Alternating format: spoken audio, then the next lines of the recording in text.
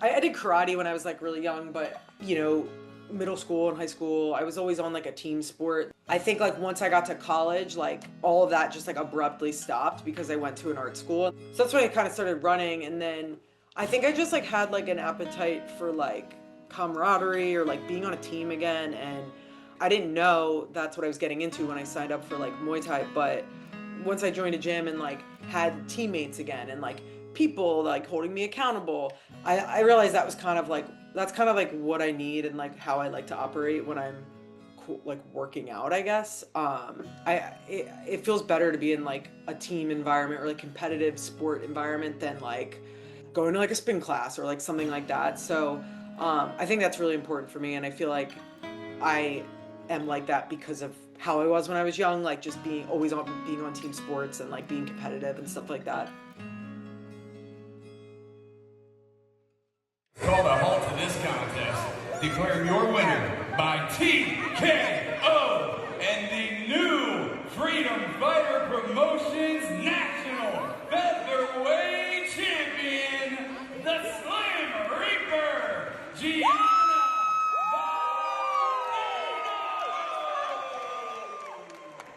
I didn't really have like any intention of like fighting or competing. I just kind of like wanted to get in shape and try something different because like I said, I was like just running before, and it was kind of a lot on my knees, it was just hurting me, my back and stuff. So I started getting into this because I just wanted to like stay in shape and like try something fun. And then when I started competing, I was just kind of like, yeah, I'll try competing like here and there. And then I think like when I started winning and like people kind of started making like a big deal about me, I guess, was when I was kind of like, oh, okay, maybe I'm like actually good at this. Maybe I like can keep doing this. So when I first kind of started competing, like I did want to fight MMA.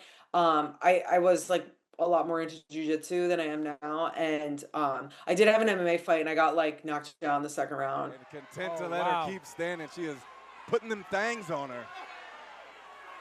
Oh, wow, yeah. And drops her, there it is.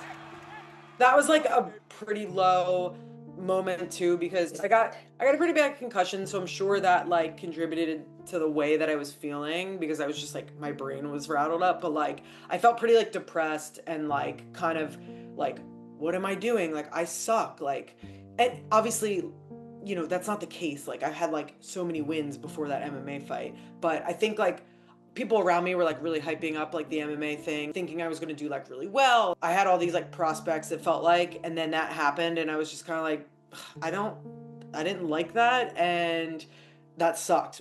I don't want to do MMA anymore. I had seen her fight a lot, and she kicked a lot of ass up to that point of that first knockout. And that knockout was her first attempt at MMA. So I had already driven to New York a bunch of times, watched her shake hands, all that. But she just kicked ass so many times that I was starting to try to let myself relax. But when she was doing that first MMA thing, I knew it was a big change in rule set, in environment, and all that stuff. So, but I tried to just be not stressed about it, no anxiety, just like she's kicked ass before. I have no reason to think that she won't like just be able to handle her own in this ring. And it was pretty apparent like in the first like 20-30 seconds that it was a whole different ball game. That was definitely one of the hardest like things I had to watch. But I knew at some point I was gonna have to watch something that was gonna be hard, whether it be a round or an entire fight. But it was definitely like every challenge is different. And she came home and was definitely sad, and it's hard to talk to her on the phone, but I had to let her just like live with the frustration, because that's kind of what makes you better. And I knew that she would get over it, but it wasn't going to be easy, and I just tried to stay out of the way for a little bit.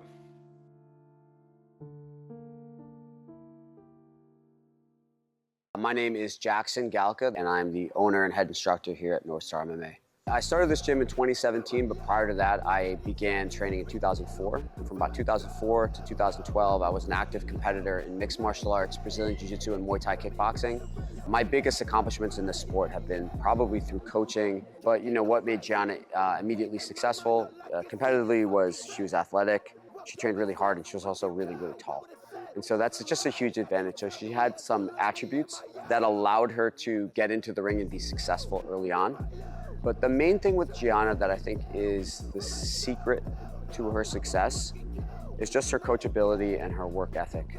Gianna would be successful in any environment.